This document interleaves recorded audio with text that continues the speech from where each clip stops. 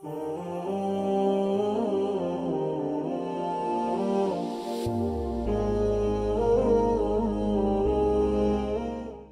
بالله من الشيطان الرجيم بسم الله الرحمن الرحيم الحمد لله رب العالمين وصلى الله على سيدنا محمد وآله الطيبين الطاهرين اللهم صل على محمد وآل محمد ربي زدني علما نافعا. Brothers and sisters, welcome back to the next segment, and in this class we're going to look at the makhraj of these letters. So we have identified our 29 Arabic letters and the Arabic alphabet. Okay, now we want to look at where these letters are pronounced from. But before I start with this, I'd like to bless us all with a beautiful narration from Imam al-Hussein alayhi salatu wassalam. Imam Ali ibn al-Hussein alayhi salatu wassalam, he says about the Holy Quran that the verses of the Quran are treasures, and every time a treasure is opened up, it is desirable that you look at what is inside it. So this is a beautiful quote, a beautiful saying, a beautiful narration from our blessed Imam Ali ibn al-Hussein alayhi salatu wassalam, Sayyid al-Sajidin, who loved the Holy Quran. And of course, like all the Imams and the Holy Prophet, they showed us the importance of reading the Holy Quran. And from this narration we see the importance of opening the Holy Quran and looking at the treasures that Allah subhanahu wa ta'ala has revealed to us. Brothers and sisters, let's look at these letters now, okay? Now, when we are looking at alif and ha and hamza, okay? When we're looking at alif and hamza, please note that these two are pronounced from the bottom of the throat, okay? So alif and hamza, we're going to start there. We're going to patch them up together, right? So you're going to look at alif and hamza. They are patched up together, okay? We're going to look at Ba and Meem. These two letters are from the same articulation, from the same makhraj, okay? And they are pronounced from the same place, So they are pronounced from the lips, okay? Then we are going to look at Ta, Dal, and Ta. This is the third group of letters, dear brothers and sisters, okay? So if we just put group 1 here, group 2 here, group 3 here, okay? Right, that's the third group that we're going to look at. Ta, Dal, and Ta. Because of course we can understand that where these three letters are being articulated from, the makhraj of all of these three letters are the same with a slight difference, and we will talk about that. Tha, okay, and Thal. Tha and Thal, they come from the same place, but of course there is going to be a slight difference, as you can tell, Tha and The. Right, let's look at the group of these letters, okay? So we said alif and hamza, they come from the bottom of the throat, but how we're going to move from the lips, and then we're going to come down to the middle of the throat, we're going to come down to the bottom of the throat. So I repeat, in our makhraj class that we're going to start with, we're going to talk about the letters that start from where the sound is coming from the lips.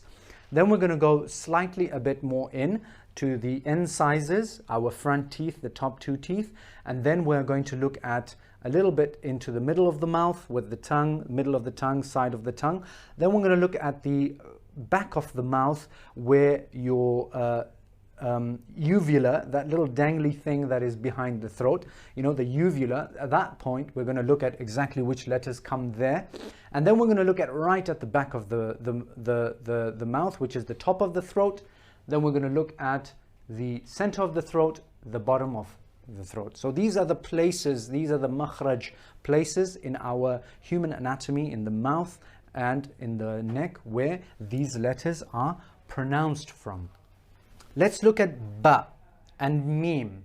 Brothers and sisters, Ba and Meem.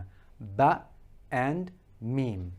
You can already tell that the letter Ba, just like in English B, you're sort of squeezing your lips together, you're pressing your lips together, and they are from the outermost part of the lips, the outermost part of the lips. The ba is coming from the outermost part of the lips.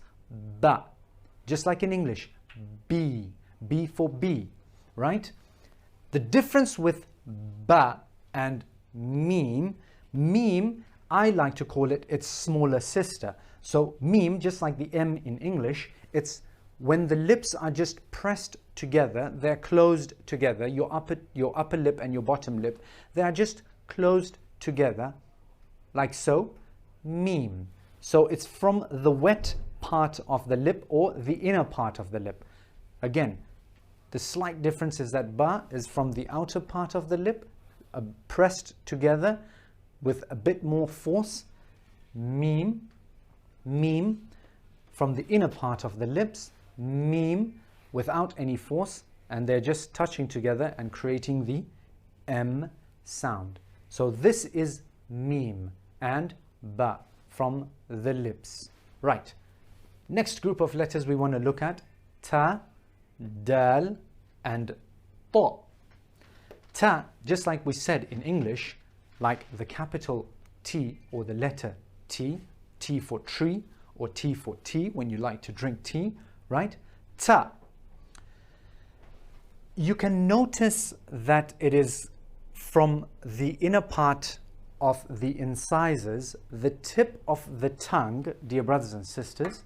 I'd like to just show you that the tip of the tongue is actually touching the upper end of the inner side of the incisors. So if you just use, if you say at, t, if you just keep on saying this sound, ta, you can already understand what's going on. So let's picture that these are your incisors, this is your tongue, and it's, so this is the outside of the incisors, where we can see when you smile, okay? From the inside, you're looking, and it's just above where the gums are starting. Ta, okay? Ta, right? And the tongue is actually sharp pointed, it's not going to be flat, so it's the utmost tip of the tongue, okay? Ta. Dal, on the other hand, right? Your tongue is moving in the same direction. It's going to the top of the incisors on the inside where the gums are, but it's sort of flattening out at the end. Again, the difference between the ta and the dal is that the ta in ta, you can see that the tongue is sharply pointed, okay? It's straight like an arrow, and it's the edge, the utmost edge, the tip of the tongue is touching the upper gums of the incisors, the two incisors here, ta.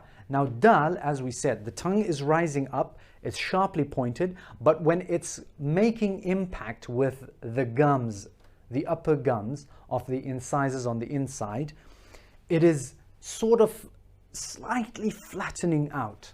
Dal, dal. So just like how you make the sound D in your English language, D, that is the same place. Now, ta, one of the difficult letters, okay?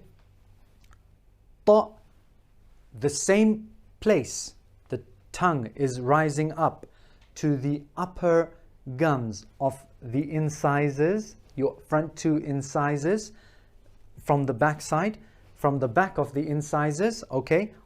Ta, but what's happening now is that you've got two motions, okay?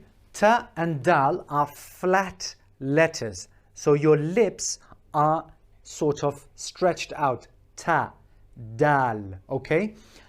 Ta, if you can notice, I'm curling my lips, I'm rounding my lips. Why? Because ta is from the rounded and the full letters. Ta. So you're going to create the same environment inside. The tongue's going to rise up, touch the upper gums of the incisors, but the tongue is also going to slightly curve. Try and slightly curve your tongue there and also round your lips. Ta, ta. And it's very difficult because you have to apply more pressure in comparison with your ta. Okay? So ta and ta. Ta is flat, very loose. Ta is a bit more difficult with some impact. Alif and Hamza, we said, is the same, and we're going to talk about it when we get to the bottom of the throat. Ba and Meem, we talked about it, comes from the lips. Next letters we said was Ta, Dal and Ta. Right, let's look at these two letters quickly, and we'll call it a class, and inshallah then we will continue the next letters after this. Tha and Thal. Tha and Thal. Now brothers and sisters, the difference here is that I'm going to tell you very simply. In English we say tha, right? I have a thought, I think. That is the same way, that th that you're using in the word thought and think, that is the exact way that tha is pronounced. Thal is the exact way as we say the ball, this pen, this letter, the, right? But now let's look at the intricate part of the makhraj, where it's being pronounced from. The tongue is protruding out between the upper incisors and the bottom incisors. Tha, and of course you have to keep your mouth open, dear brothers and sisters, mouth, right? Tha, okay? But what's happening is the tongue is slowly moving towards the top incisors. Tha, okay? Very gently. Tha, the tongue protrudes out between the upper and lower incisors, but it's moving towards the upper incisors. Tha, tha. The upper two, dear brothers and sisters, and the bottom two, the tongue comes in between them. Tha. Thal, on the other hand, dear brothers and sisters, as you can notice, thal, I'm protruding my tongue way further out, and I'm making sure that the upper incisors and the bottom incisors, they are sort of sandwiching the tongue. Be careful, don't bite your tongue off. Okay, Thal, Thal, right? Now that is how Thal is pronounced. There's more tongue coming a bit more out, and it's being pressed between the upper and bottom incisors. Okay, there's no any point of that it's moving towards the top, or the tongue is moving towards the top, or the tongue is moving towards the bottom. No, unlike Tha, where the tongue is moving towards the top and pressing more with the top two incisors.